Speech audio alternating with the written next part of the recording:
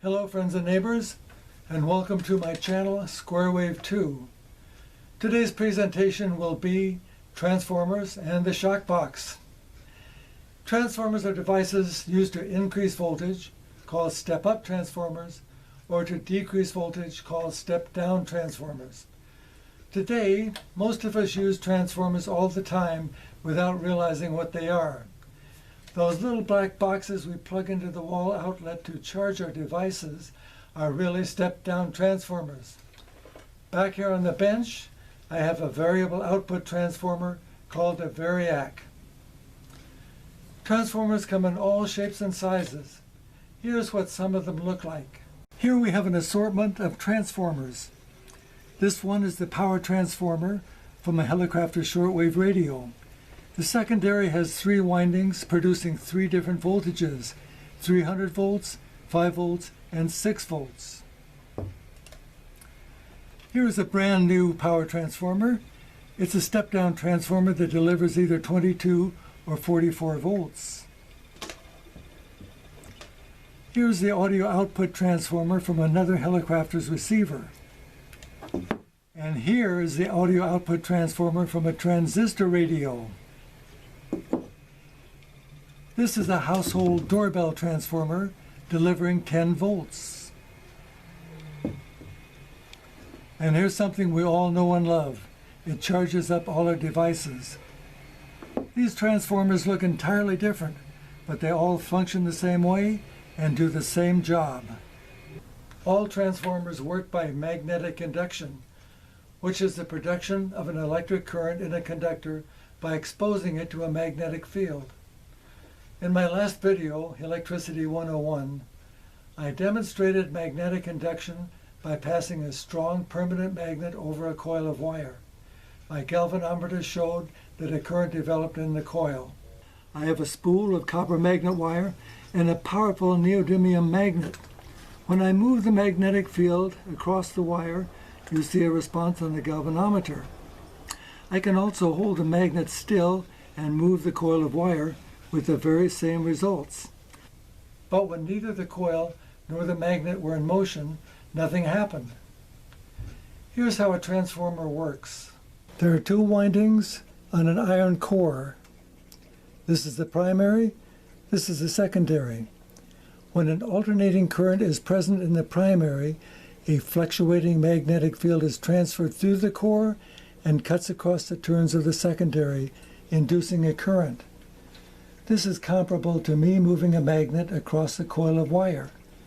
Voltage increase or decrease is the result of the turns ratio. A secondary with twice as many turns as the primary will double the voltage. A secondary with half the turns of the primary will cut the voltage in half.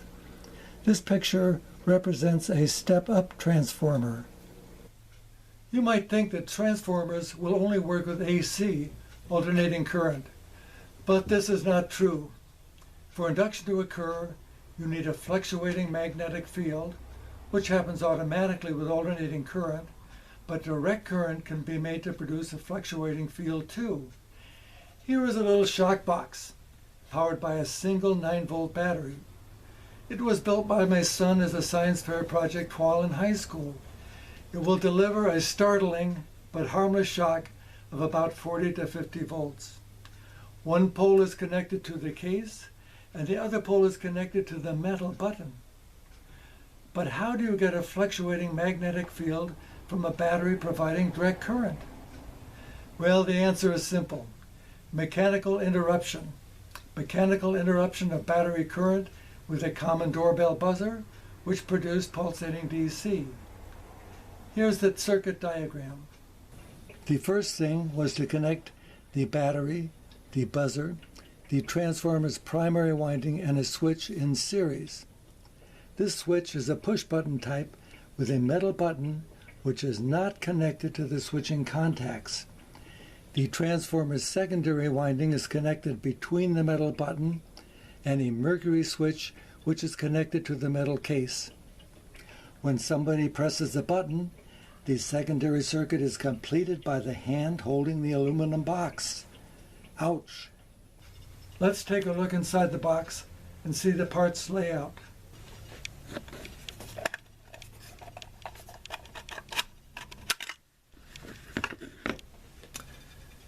Here we have a 9-volt battery and a battery holder. Here is a common household doorbell buzzer. This is an audio output transformer from a radio. Almost any output transformer will work. Just make sure its secondary winding is your primary and its primary winding is your secondary. Over here is a mercury tilt switch. Very important if you want to use the box to play a trick on someone. But more about that later.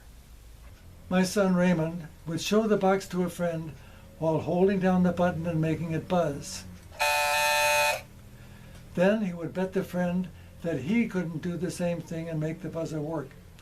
The friend would immediately take the box, press the button, and receive a good shock.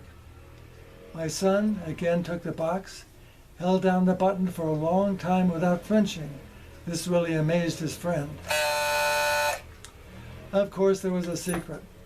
When he held the box at a certain angle, a mercury switch inside would deactivate the output. Pretty sneaky. The very first automobile radios were vacuum tube based and needed a way to get a high plate voltage from a 6-volt car battery. The answer was a vibrator like the one I have here. This interrupted the DC current so it could be stepped up by a transformer, just like a doorbell buzzer. All transformers, big or small, depend upon two things: magnetic induction and the turns ratio. Well, that's a quick course in the transformer.